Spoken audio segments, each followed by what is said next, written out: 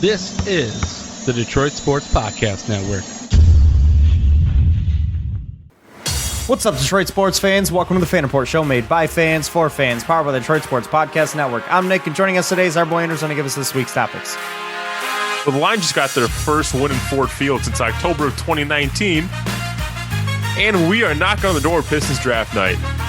We're going to do a live digging into both, so I hope you have your popcorn. It's a Fan Report. We also had the Masters today. And we had the Masters. We did. Well, the final round of the Masters, I should say. We had the Masters the whole weekend. That's that Taekwondo tournament, right? And muted for the next 5 minutes now.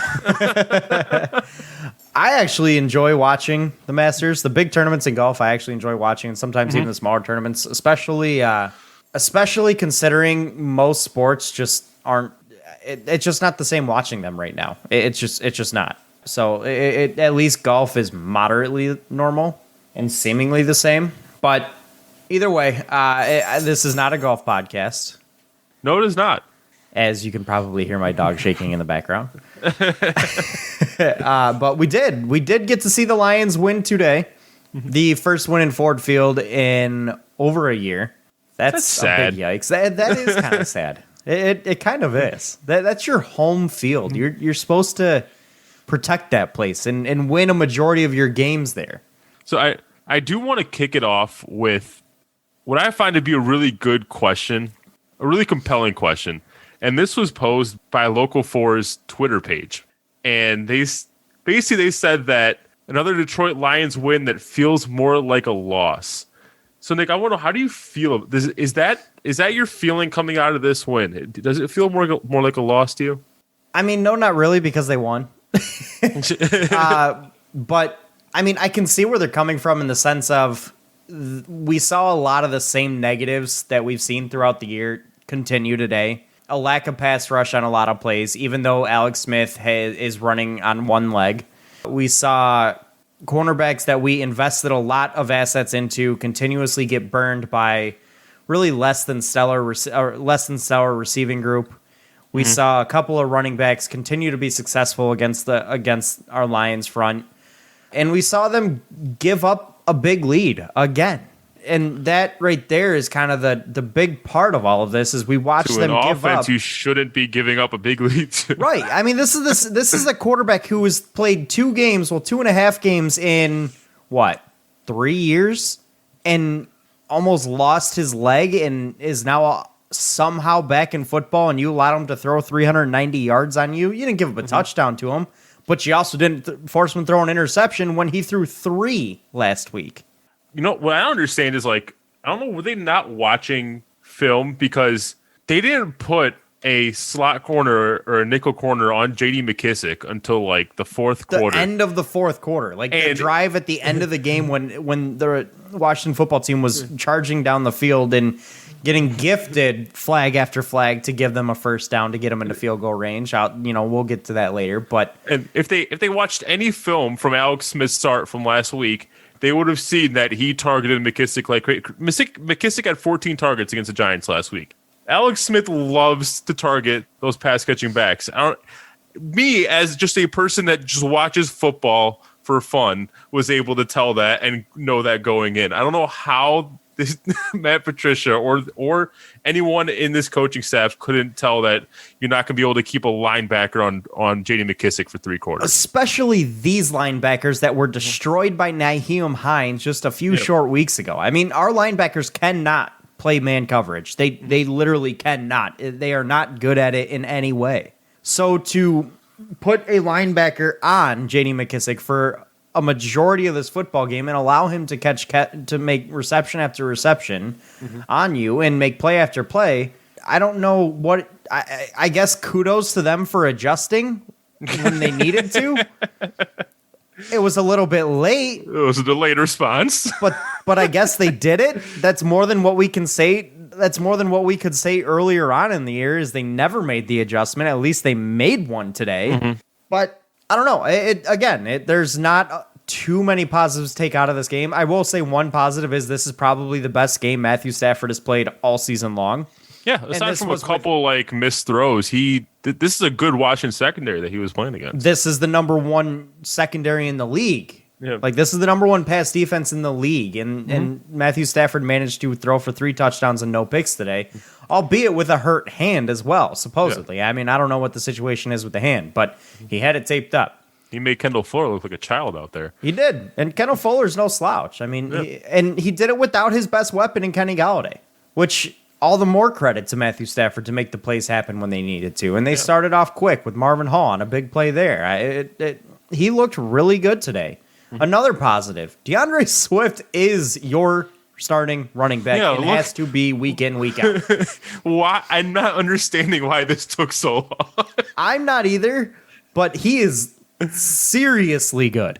I mean, he put that, like, I don't want to like oversell this, but like he put up an Alvin Kamara type stat line today, and he looked really good doing it. He had almost 150 yards from scrimmage between the ground game and the passing game. I mean, he was fantastic today. He finally got the workload he deserves in 21 touches today compared to AP's 5 total touches. I would have liked to see more carry on. But honestly, if DeAndre Swift was going to continue to play the way he has been and did today, we don't need another running back at that point. I don't need to see more carry on. I'm okay. I've seen enough of carry on. But my feeling on the whole does this feel more like a loss? Going into this game, I wanted one of 2 outcomes. I wanted us to either blow this team out and show that, and at least try to show that we're a good football team, or just take the loss and careen closer to getting a high-end pick in this draft. I didn't come out feeling excited that we barely beat the Washington football team, especially the way that we barely beat them, and the fact that we were killing them and then we allowed them to come back like we seem to do against every team.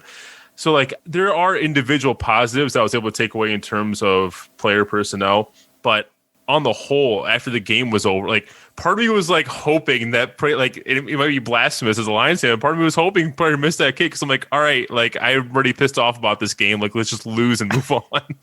I mean, let's call it what it is. This was a 2-6 Washington football team that hadn't won a game on the road all year, and now they're 2-7. They still haven't won a game on the road all year.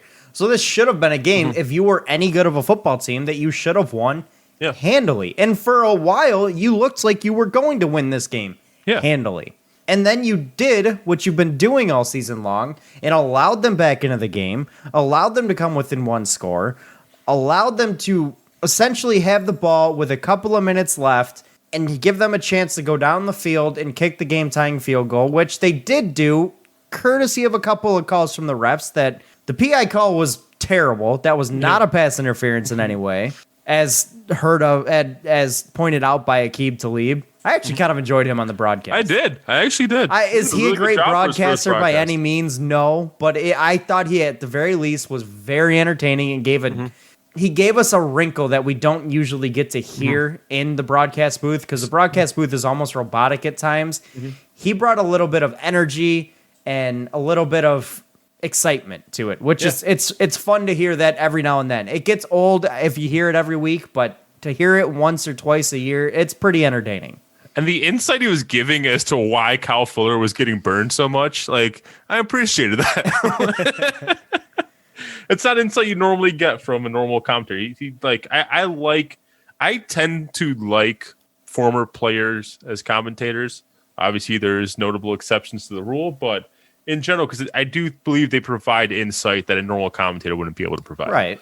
I love the props he was giving Amari Oruwariye in that fourth quarter. He talking about him like he's a great coverage corner. He was making plays out there, and I actually thought the same. I thought Oruwariye stepped up and when they needed him the most and played in great coverage out there and didn't allow his man to beat him.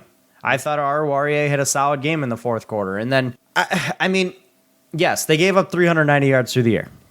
They did. But they didn't really allow a guy in Terry McLaurin to beat them all up and down the field like we kind of expected with this past defense, because I didn't think we had a corner that would be able to stick with them. Yes, Terry McLaurin had a good game. He caught 7 balls for 95 yards. That's a damn good game. But you kept him out of the end zone. You didn't give up the big play to him, and you stayed within yourself. And you played with him with the game in front of you, and that's what the secondary needed to do against this receiving core, and they managed to do that. So I was happy with that. Am I the only one that was wondering where TJ Hawkinson was in this game? No, you're not. Like, we didn't see his number called that much. I mean, I couldn't really tell, like, I mean, there were plays that you could clearly tell that there was no chance the ball was going to get to him. Like, he was clearly covered. But, like, I couldn't see him on the screen enough to be able to tell, like, was he consistently draped all game? Like, was he a focus of their defense? I couldn't tell. All I know is I didn't see his name called that much. He had 4 targets today and caught 2 of those balls for 13 yards. So obviously he was pretty much non-existent. And I think a lot of that has to do with the fact that Kenny Golladay not being there meant that that this defense probably put a lot of focus on TJ Hawkinson. And I mean, he was able to show up big last week without Kenny right. Golladay. But on top of that, I also, because of how good that front seven is for the Washington football team, especially along the D line, and I heard a stat today on the radio, actually, when I was on the radio when I had to run an errand real quick. That Washington football team has invested five first-round picks along their defensive line. 5. Oh, shit. And a lot of them have panned out quite well.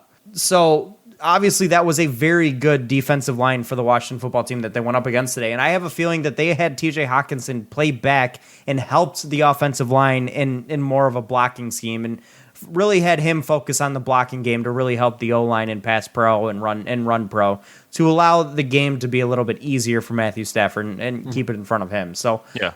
I think that's why we didn't get to see his name called as much either, is because he was probably asked to do a little bit more blocking than he normally is asked to do on a week-to-week basis.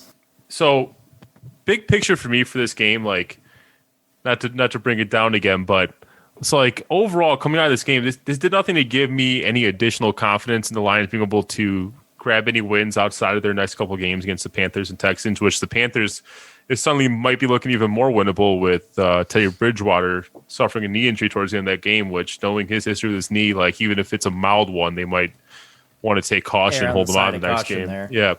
So obviously I would not be surprised at all to see the Lions come out of that game with a win, and I expect them to beat the Texans on Thanksgiving. But, like, I'm still waiting for something to tell me, like, I'm still waiting for them to do something to make me believe that they're going to be able to compete with teams like the Packers, the Titans, the Buccaneers, the Bears. Like, I mean, in all reality, looking at what we've done this year, in the games that we've played and won and lost, and you're obviously a better football team than Washington, than Jacksonville, than Atlanta, but you're not as good of a football team as Indianapolis or Green Bay or Chicago. It just is what it is. You're one of the lower, you're a below average football team in this league. You're probably a 6-win football team. And that's just probably, it's honestly just the fact of the matter. You've got winnable games coming up against Carolina, who's not a good team, against Houston, who's not a good team. But then you round out your season against a gauntlet of games in Chicago, Green Bay, Tennessee, and Tampa before facing Minnesota, who just destroyed you last week. So, I mean, you're probably a 6-win football team, 7 at best, and 8, I think, is exceeding expectations at this point with the way that this roster is and the way that the coaching is. Yeah, which is precisely why I err on the side of this is a win that felt more like a loss, because it's all it did was put you far away from a draft pick without giving me any confidence that you're anything more than a 6-win football team. But that's precisely why I was. It not only gives you a worse draft pick, but it also keeps around and keeps the doubt in mind of whether or not a couple of guys that we do not have any belief in this city, in keeping them around for another season, and Matt Patricia and Bob Quinn. You know, if say they do string off a couple of wins and they're 6-5 with 5 games to play, these guys may end up coming back. That may be enough for Sheila Ford to say, hey, that's, we had a chance to go after the wild card at the end of the season with 5 games left. We're a 6-win team. The wild card, like 2 additional teams being allowed in. That may be enough for her to say we were a competitive football team and we've improved. I want to keep these guys around. And that's obviously not what we want, because I do not believe that these two can get this done for this team. I don't believe Matt Patricia is the right coach, and I don't believe Bob Quinn is the right GM. And evidence of that is how successful players have been once they've left. Look at Travis Fulgham. Look at Quandre Diggs. Look at Eric Ebron. We've seen player after player leave this organization and go be successful somewhere else. And then the players we bring in are unsuccessful. And it's not just guys like Mike Daniels or TJ Lang. Granted, TJ was because of injury. It's Rick Wagner. It's, the list, it's Jesse James. The list goes on for so long in terms of players that we've brought in that are not successful. And then his draft history is just absolutely piss poor. So I when we win games like this that I know we should win going into it, but when we win games like this, it is a little bit unnerving and a little bit upsetting because you know what the other end of that is. You know what what the light at the end of the tunnel for that is, and it's not good. It's more darkness. That was so dark. Any other points you want to highlight about this game? I want to get your thoughts on certain aspects of the game. What did you think? Obviously, today was a day where we saw the Lions go with more of a zone. Today was a day where I am really starting to zero in on guys like Jeff Okudah and what are they turning out to be? And Jelani Tavai, is he going to be a part of the future of this franchise? So I'm curious to get your thoughts on guys like Jeff Okudah and their performance so far, and especially in this game in particular. Jeff Okudah, he's improved to me since his first few games. He didn't have his best game today, but I'll say he's clearly better than what he was in his first few games in the league. I still want to see more out of him because you don't want to see him get beat like he was getting beat in the second half of this football game, especially on the plays that he was covering McLaurin. But I did like the performance of Monty Warrior. He was probably I think him and Romeo Okwara. Well, I was going to say Romeo Okwara was probably my defensive MVP. He was really disruptive coming off the edge. He was. I think Romeo Okwara is a good player. But he's not like I was hoping I'd be able to say that about Julian Okwara, but we're lucky to see him on the field. Yeah, as of right now. I agree with you on RORA. I like the way he's progressed, and I do think he's able to step up and making that big step forward. Jeff Okudah has improved as the year's gone on. He did have a bit of a rough second half, and it was more of when they were asked to play man to man. You know, this is your guy. Like, you stay on him. It was when they asked him to play man coverages where I thought he struggled.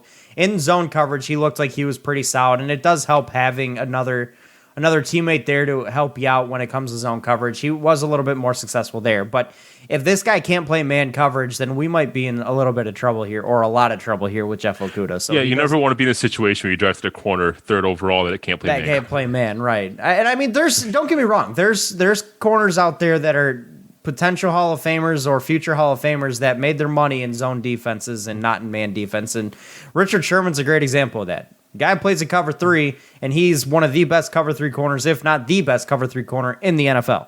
Can he play man, though? Yes, but he is one of the best cover three corners, and that's where he makes his money.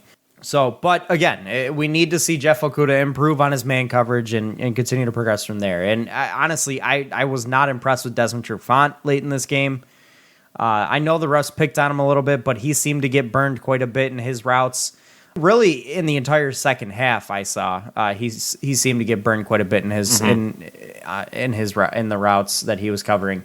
I was impressed though by guys like Justin Coleman when it came down to it. When they did switch him over to J.D. McKissic, he seemed to shut down J.D. McKissic and just take him out of the play, which was, I thought, very important because McKissic is a threat late in that game. And then, that's another guy I was pretty impressed with, and Aruaria and Justin Coleman as well. So I do think we do have one of the best slot corners in the game with Coleman. So it was good to see him, and he's also a really sure tackler, which I like. You know what surprised me over the last couple of games with Kenny Galladay out? Remember the hype around Quintez Cephas, like the first couple of games with Kenny Galladay out, and how non-existent he's been. Yeah, now he was filling in that role somewhat the first couple of games, and now he's just not. I mean, he almost had that big touchdown towards the end of the game that Stafford overthrew, but I'll be honest with you, I don't think that was Stafford's fault at all at the end of that game. I thought that was entirely on Quintez Cephas. If you watch that route, he lost the ball in the air. He slowed up and was trying to find the ball. He was actually in range of catching that football if he kept going and didn't lose the ball in the air. If Cephas maintained his eye on that ball, he would have caught that ball and ran in for a touchdown because that ball was perfectly thrown.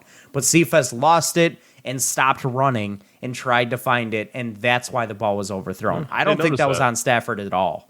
If you find a way to go back and rewatch that play, that I watch Cephas stop running and slow up to try to look back and find the football, because he's like looking over his head, like throwing his head way back trying to find it. So go back and, if you can, try to see if you can find that play and watch that, because that was on Cephas there. That was not on Stafford. I thought that was one of the better balls thrown by Stafford in this game. But I would like to see Cephas a little bit more involved. Stafford's become a bit of an enigma this season to me. Like he has good games, like at least statistically good games against the Lions and the Washington football team. Then teams that he should cook. He played against the Colts. Against the Colts and the Washington football team, but then teams that he should be cooking, like the Vikings, he doesn't do anything. I don't know. Like it's become weird to me. He's become impossible to predict. I mean, like, watch. He's gonna have a great game against that Panther secondary. Just watch. Possibly. Like I said, this I thought was Matthew Stafford's best football game of the year, and I'd like to see him build off that and continue and be successful. But I mean, I'm seeing a lot of articles out there, a lot of analysts saying it's time to just move on from this guy. Well, you know, I don't know. I've been a proponent of trading him. I said it last week. I say let's move on, let's trade him, let's get what we can. You know, I do think we can get a first-round pick for him, but I don't know. I'm going to stand by and say I'm still on that boat. I don't believe that this football team is one that can win games. Not enough games to get you into the playoffs, win your division, and win playoff games. I don't believe in it. I don't know that Matthew Stafford is the right guy for this team. He's a good player, but I think the ship has sailed. I can't disagree, but like I'll put it this way. I'm not in a hurry to get rid of him until I know we have a secure quarterback. We've secured a quarterback for the future. Like, because I know like we're not losing anything with him right now, because this is not a Super Bowl team. This is barely even a team that could win a playoff game. Or like, I believe that this team could barely win a playoff game under the perfect coaching situation.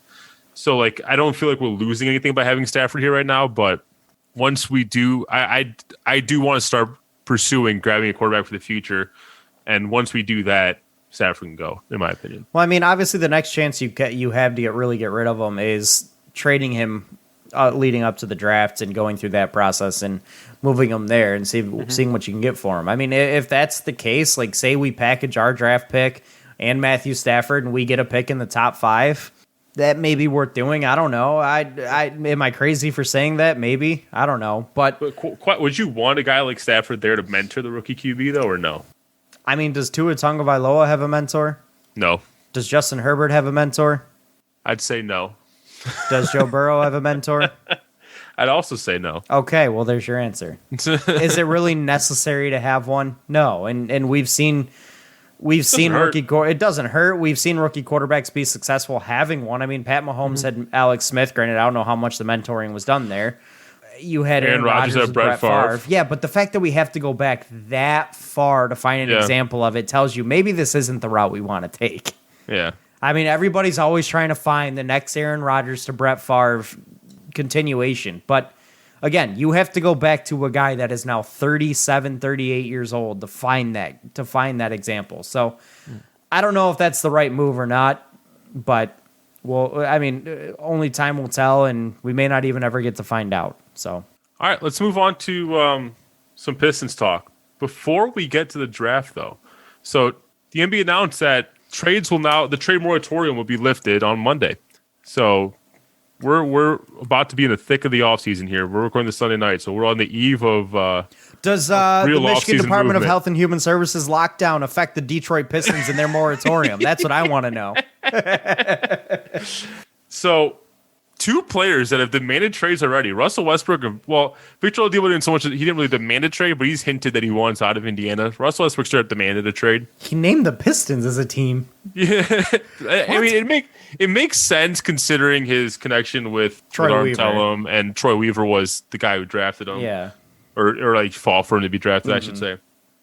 So that makes sense in that. And Russell Westbrook has said that he wants to go to a team where he'll have the keys to the team again, but he wants to lead the team. But the Pistons have the cap room and the ability to move the money around to make things work to get either of these guys, Westbrook or Oladipo. Question is, do you want that to happen? I'll toss it to you first. I'll say no on Russell Westbrook. I think that contract is abysmal. Like, I think by the end of it, he's making $53 million a year. Like, it's an ugly contract. Like, it's a ridiculous contract. And I feel like you'd have to move Blake Griffin's contract to make. Oh, no question, you'd have to move him. I can't remember who I saw on Twitter saying, "Oh, we could keep them both." Like, I found a way to make the money work. Like, no, I don't want both. No, I don't want both. It ain't gonna work that way. I don't want Russell Westbrook. I don't think you can win with a Russell Westbrook type player on your team. If you couldn't do it with James Harden, Russell Westbrook 2.0, we've seen this trick and pony once before. You're not going to be able to do it with this roster either, and I don't think he's going to help you in the future either, because all it's going to do is elongate this. Obviously, you'll be a little bit better than mediocre, but it'll be a little bit, it'll be above average team, and that's all you'll be. You'll probably make the playoffs as a 6, 7, 8 seed. You may win a playoff series, probably not, but you'll never actually compete for anything. And his option year, he makes $47 million, and that's 22-23 season, and I don't want any part of that. We're trying to get rid of a massive contract in Blake Griffin. Why would we bring an even more massive contract on in Russell Westbrook when this is a rebuilding team? So, Brody, I like you as a player. I don't think you play winning basketball. I'll pass on you. And plus, I agree there. I think it would take a little bit to bring. I think it's subtraction by addition. Yes, bringing Russell Westbrook in, you tie yourself in terms of cap. You make yourself better in the short term, but not good enough to compete for anything, but good enough to stop your rebuild. There's nothing good, in my opinion, that comes out of bringing Russell Westbrook. Right. You won't ever be in a position to grab one of the elite players in the drafts because you'll have too far back of a draft pick, so you'll never get that kind of talent. I just don't see this as ever being a true win-win for the Pistons. So I'll pass on Russell Westbrook because the contract already is huge. I mean, he's at $41.5 million right now. That's insane. You'll have over $75 million tied up in 2 players if you keep Blake Griffin and Russell Westbrook. 2 players. Jeez. No, thank you. So, moving on to Oladipo, though, that one is a little bit more intriguing because Oladipo is a little bit younger. He's a different type of player in the sense that he may not necessarily need to be the guy, like the number one guy like Russell Westbrook. I think Oladipo is a guy that can play off of other players a little bit better. Plus, his contract is up. Like this is the last year of his contract, I believe. So he's a UFA after this year. So if it doesn't work out this year, then you may not have to re-sign him. Now, if a sign and trade is required, then that's a little bit different of a situation. But because of the injury he had, he may not command a super max type contract. You may be able to get him for a little bit less because he may not be the same player. Yeah. So, but I do like Victor Oladipo as a player. I do think he's able to play. He is only 28 years old, which right in the middle of his prime here. So I do think you'll get at least 3-4 good years out of him, which is what his contract would be, about 4 or 5 years anyway. So I don't have a problem with them going after Oladipo. I don't. I think he's a really good player, and I think he would make this team better, and I don't think it hurts you contract-wise the same way that a Russell Westbrook would. Yeah. So I think bringing in Oladipo would be a solid situation for the Pistons. So for me, I do like Oladipo as well, and on paper, bringing him in, it feels like it can't hurt because, like you said, his contract is expiring at the end of this next season here. And he's just now entering like the peak of his prime at 28. But there's this other part of me, this nagging part of me that's like, this 2021 draft is shaping up to be one of the most stacked drafts of the last decade with guys like Cade Cunningham, Jalen Green, Jalen Johnson, Zaire Williams. I'm afraid that getting Oladipo on this team will put us too far back in that draft. Is that blasphemous to be already thinking about the 2021 draft? I mean, no, because that's really the draft that is where a ton of talent is going to be. I mean, you do have some of the biggest names out there in that draft. And even that following year, that's another draft you really want to be near the top in, with guys like Amani Bates probably coming out and players of that caliber. That's another one that you could have generational talents coming out of the draft. So maybe I'd almost prefer to just see if we can try to get Oladipo after in next offseason in free agency. I mean, it's going to depend. I'm just afraid that he's going to put us to like a 40-win team, and then we're like a middle-of-the-road draft pick again. I'm like, no, I don't want. Which is entirely possible, which would obviously be hell here in Detroit. But, I mean, at the very least, Oladipo would make you a fun basketball team. He would be fun to watch, and you'd have a legitimate... Especially if you get a really good point guard in this draft, and then you got you got a nice backcourt. You would have a legitimate star in Victor Oladipo to go with what you draft in this year's draft. So, I mean, like I said, I do like having the idea of having Oladipo come here and be effective. But again, my plan A is still continuing the path of the rebuild and going with what we've got. We freed up a lot of cap space, and we've still got more to go. I agree. So maybe waiting to see if Oladipo becomes a UFA next offseason, doesn't end up with a sign-and-trade somewhere, becomes a UFA. Maybe you go after him then. Go that route. You'll have tons of money next offseason. Because I do believe, is Blake Griffin's contract up as well? I think Blake Griffin's 2023. But 2023? Okay. But you'll have a ton of money in cap space next offseason as well. 2022, sorry. 2022, okay. Yep. I would be happy to see if maybe next year's the year that we go after Oladipo, and then looking at our draft pick. Because this upcoming year, I kind of want this basketball team to not be good. Like, I obviously want to see the Pistons succeed, but the path... I just want hope this year is what I want. I'm looking for hope. Right. The path to success for this team is continuing with the rebuild and looking at talent of the future. And I want to see... And by hope, like you mentioned, that's kind of what I want, too. I want to see guys like Sekun Doumbouya step into a bigger role and be what we drafted him to be, an effective player and a good player on the wing. Guys like Luke Kennard take that step up. If we bring back Christian Wood, which I hope we do, him continuing his building and his progression in his career.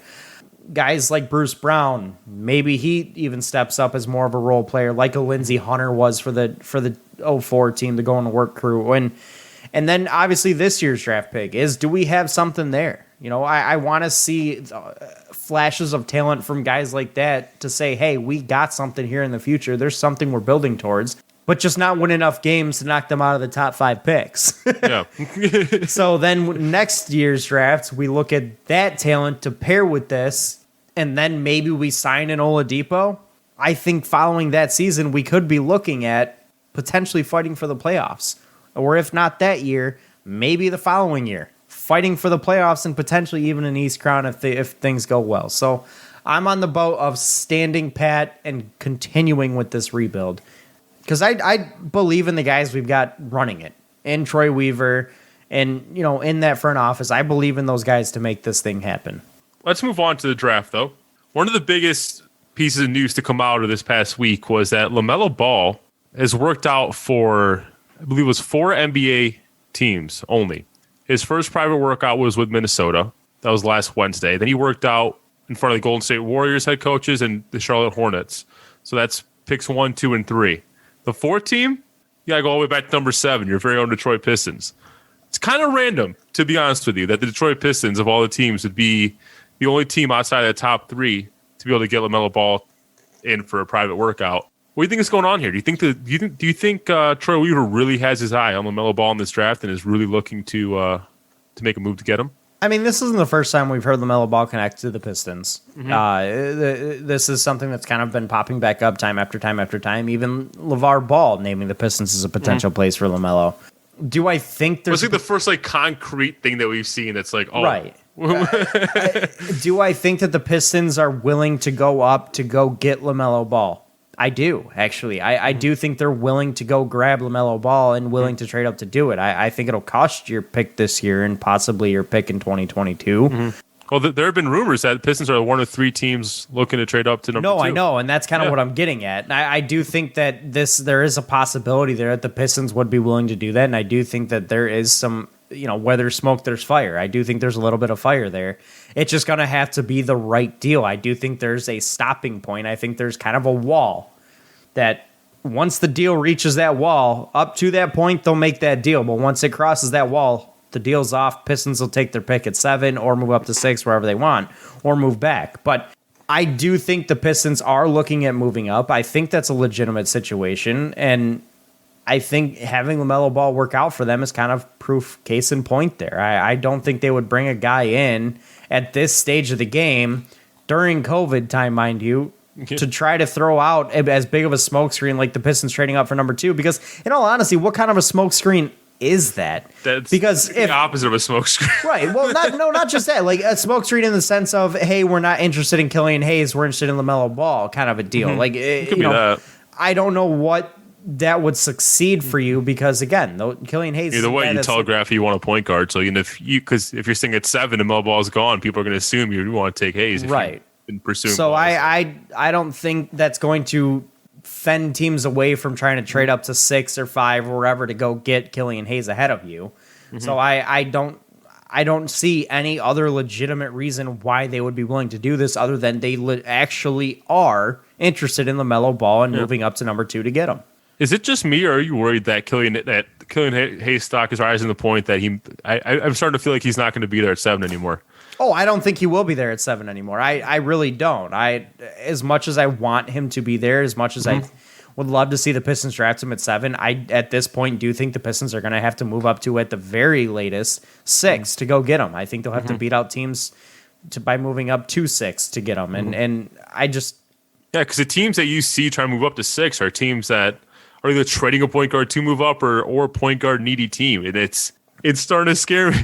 I mean, it's obviously scaring me also, and I do think if the Pistons want to go after Killian Hayes, they're going to have to make a move to do it. So I love the little idea of the Patrick Williams smoke screen. It's cute, it's fun, but I don't think it's very effective because I don't think it'll make a difference. I think teams will be going up to number 6 regardless of your smoke screen of Patrick Williams at 7. So I think the Pistons will have to make a move if they want Killian Hayes, and they'll obviously have to make a move to get LaMelo Ball. So we could be seeing some activity come draft day. All right, let's talk about our top 3 scenarios going into the draft here. And I have a feeling that there's going to be quite a bit of overlap here. So do you want to kick it off, or should I? Go. No, you go right ahead. My top scenario is actually us staying put and landing Killian at 7. That's my preferred scenario. That means we didn't give up anything, and that means we got a guy that I believe could be a stud point guard for this franchise. I'm all in on Killian. If I'm wrong, then crap. But I everything that I've seen in terms of footage, in terms of scouting reports, there have been some weaknesses that have been pointed out. Like one of the big ones for me that I've noticed that come up in a lot of scouting reports is he's very left-hand dominant. But Killian went in and attacked those weaknesses like with a fury. He released videos of him just basically making plays with only his right hand, finishing layups with his right hand. Like he found footage and released footage of him just doing everything with his right hand just to try to and did in his workouts as well. He made a point to attack those weak spots. And I think from what I've seen, obviously I haven't seen any workout footage, but from what I've seen in terms of the game film that I've been able to see, I think he's the perfect point guard to lead this team to the future. So, and his weak points don't scare me as much as LaMelo's weak points, even though LaMelo's high points are higher than Killian's high points. So it's by a lot. Yeah. So I'm kind of all in on Killian. So that'd be my top scenario. So if we're able to stay put and still land Killian at 7. So my top point's actually different than yours, but I'm going to kind of comment on yours real quick. Talking about Killian Hayes' weakness, I do think Killian Hayes is going to be a really good point guard in this league. Am I up there to say he's going to be a star, a superstar in this league? Not quite yet, but I do think he has the potential to be a really good point guard in this league. And talking about his weakness in terms of he's very left-hand dominant, I mean, in terms of his rebuttal, releasing videos of him making plays with his right hand and all that, and I mean, it's easy to workouts. It's easy to cherry pick highlights, and Darko Milicic was one of the greatest workout heroes I've ever seen. So I don't buy into that at all. I don't buy into his rebuttal. The scouts are there and do what they do for a reason, and they're as good as they are for a reason.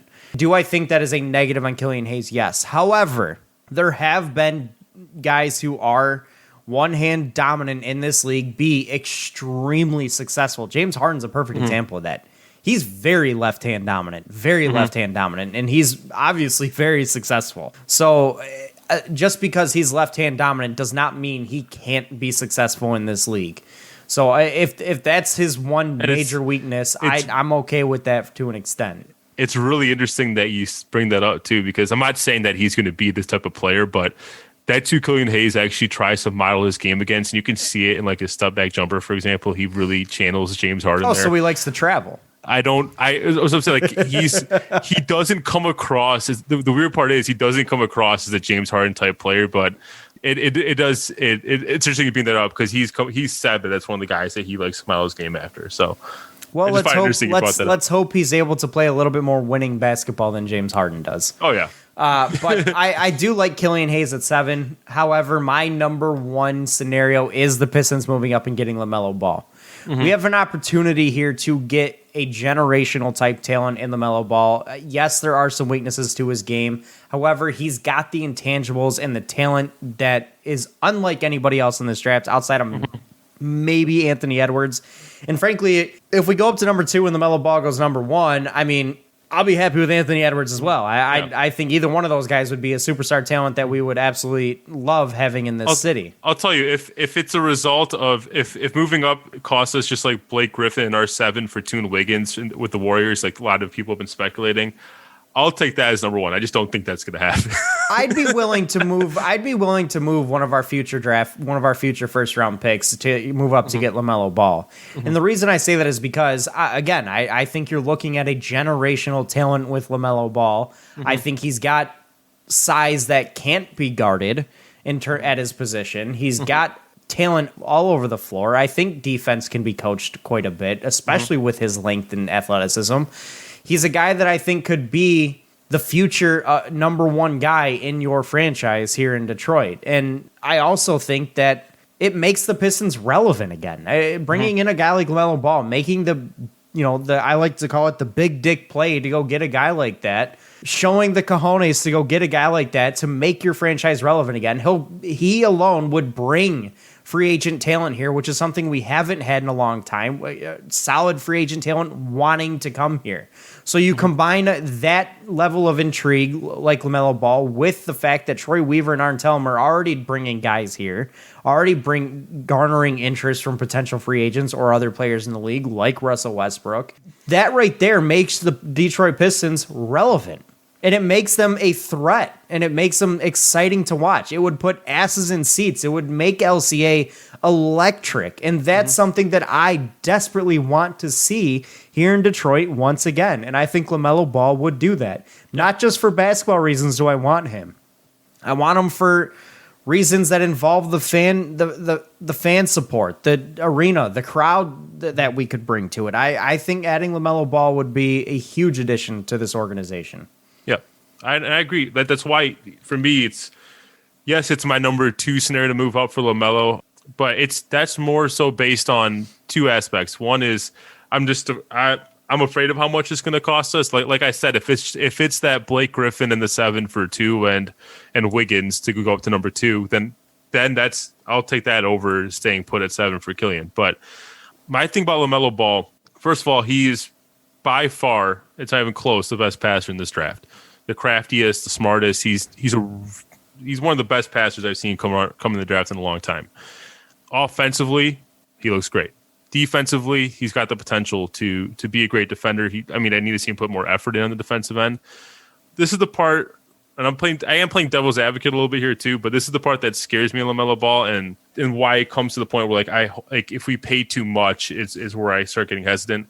So look at his 3-point game, for example. So through his 12 games he played in the NBL, he shot 25% from 3 and that's on 6.7 attempts per game. So he's taking quite a few threes.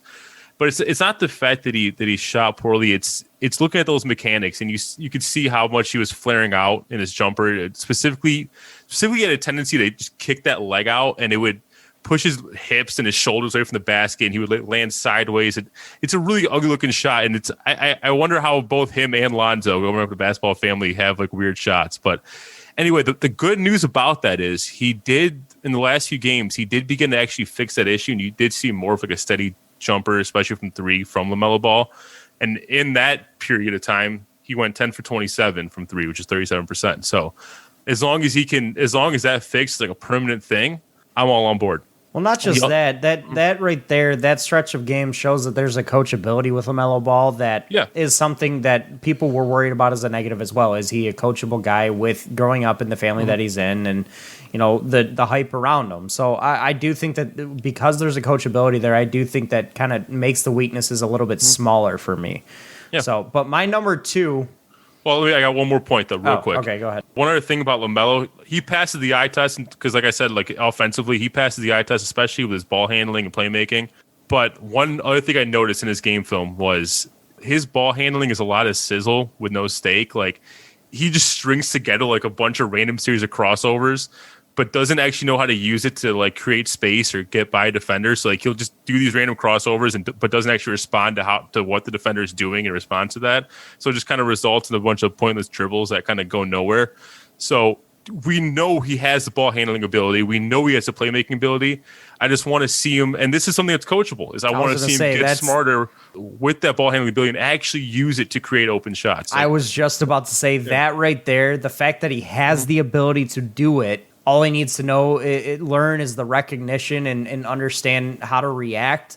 That's coachable. That's one of the most coachable things you can do for a point guard is make him see, okay, if a defender does this when you do this, okay, now you got to do this. Yeah. That type of thing is extremely coachable and probably one of the easiest things to coach to a ball handler out there. So that right there is a negative, again, is not that big of one for me because, again, we're talking about a guy who is 18 years old. He's so young. Yeah, for me, my bigger negative, I think he's 18, but I can double check. For me, the bigger negative for me is just making sure that shot stays in order. The shot definitely is something that needs to be worked on and continued to work on. So, but it's a big positive that he was actually able to fix it. Right, and I do think it is something that he is going to be able to fix. He's 19. He's 19. Just turned 19. So, but my number 2 is getting in. I'm going to take my number 2 is actually your number 1 is standing pat at number 7 and getting Killian Hayes. But I'm going to expand on that and say it's getting Killian Hayes even if we have to move up. If I can't get LaMelo Ball, I want Killian Hayes. I'll agree. I'll agree with that. It's getting Killian Hayes even if we have to move up to number 6 to do it because I don't think it's going to be that expensive to move up one spot to get Killian Hayes at number 6. Again, like you mentioned with Killian Hayes, I think he's one of those talents in this draft that is a guy who you can potentially build around in the future. Is he going to be your number 1 guy? No, but he can certainly be a really good number 3 or even potentially a number 2 on your team. So I would love to see him be a point guard of the future for this franchise. He's you mentioned all the positives about him. We've drilled it. Almost every single episode we talked about the Pistons. I love Killian Hayes. I love his game and I love his potential. So I will say getting Killian Hayes is my number 2, even if we have to move up to do it. I agree with that 100%. Like it's going to go into my number 3 here. So with my number 3, it's actually, and this is not me saying that if we move back, this will happen, but this is my number 1. Like this is my top scenario if we were to move back. Like this is what I hope would happen. So assuming you're at 7. And you weren't able to move up to get LaMelo Ball, obviously, and Killian Hayes is not there. I do not want us to stay put at 7. My number 3 scenario is us actually pulling the trigger, moving back, be it with the Phoenix Suns, be it with a team like the Celtics, and garner and grab like a bunch of those draft picks to get their number 14 and their 220s because they were looking to move all 3 picks to move up.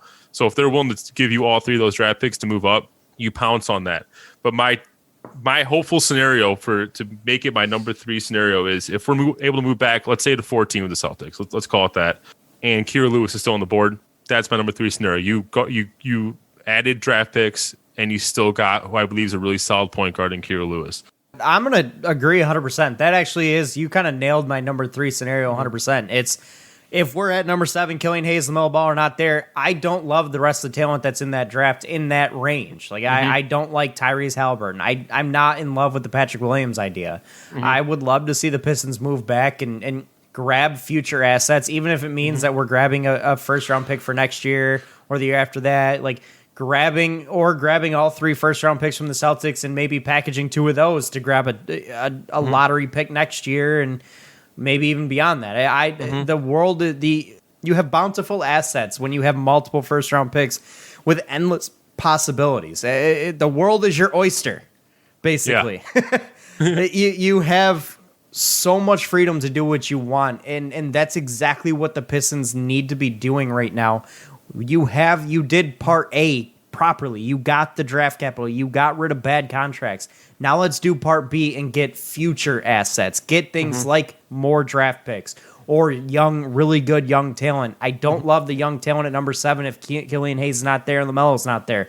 So let's move back. 14 is a good spot to work with. If you grab Kira Lewis Jr., I think that's a plus at that point. That's a cherry on top for me. Yep. If you're able to grab 14 and the other 2 Celtics first-round picks to go with that 14th pick, you make your pick at 14. If you get Kira Lewis, awesome. If you don't, well, hopefully you got a really good player of the future. But you got those 2 other first-round picks, either to take stabs at future guys or to package them to get picks later on or to get top picks in next year's draft. I would love to see the Pistons make moves like that because that tells me right there that there is a path in mind. There's a direction that this front office wants to go, and it's built around young talent of the future. So that's my number 3 scenario for the Pistons in this draft. And I'll even say this: even if Kira Lewis isn't there, I think there's still guys that you could take at that spot that I wouldn't mind. Like you can take one of the 3 and D wings in this draft, in Sadiq Bey or Devin Vassell. I don't mind taking those guys at all. I don't see too much downside with them. I mean, they're not going to be studs, I don't think, but I think they can be contributing forces on your team. Now this is at 14, right? Yeah, at 14. And you could even take a project guy, someone who's really high upside, but also has got some risk involved in Tyrell Terry. He should probably be there at 14. Any of those guys, I'll be fine with, even if Kira Lewis isn't there at 14. So there's still guys that I'm okay with the Pistons drafting. Enough guys I'm okay with the Pistons drafting that I'm confident that one of those would be there at 14. As long as they're getting future assets to go with it in terms of draft picks. Yes, I'll agree 100%. So, anything else to add? I'm pretty excited for Wednesday. I am too. This is just because the Pistons are even in the conversation of possibly getting a talent like LaMelo Ball or a Killian Hayes or an Anthony Edwards. Like that right there just makes me excited about this draft. And I haven't been excited about a Pistons draft in a long time. So to see them in that range where, all right, there's something to be excited about here. I'm looking forward to it. Yeah. And I have a feeling the draft as a whole is going to be wild too. Oh, I do too. I think there's going to be trades all over the place. Yeah. Which always makes for a better draft. There's going to be reaches. There's going to be people falling like more so than a normal year or two, I believe. So I agree 100%. But yeah, that's all I got. Alrighty, that's going to call it for this week, guys. Thank you again for listening. Check out our fantasy sports or fantasy football podcast. Releases normally on Wednesday every week. So I think last week was released a little bit later, but normally on Wednesdays. But thank you again for listening. Hit us up on Twitter at RealFanReport. Thank you to Detroit Sports Podcast as well. Andrew, thank you for joining me. And we will catch you guys next week. This has been the Fan Reporters by fans. For fans. Have a good one, guys. Enjoy and stay safe and stay in your house.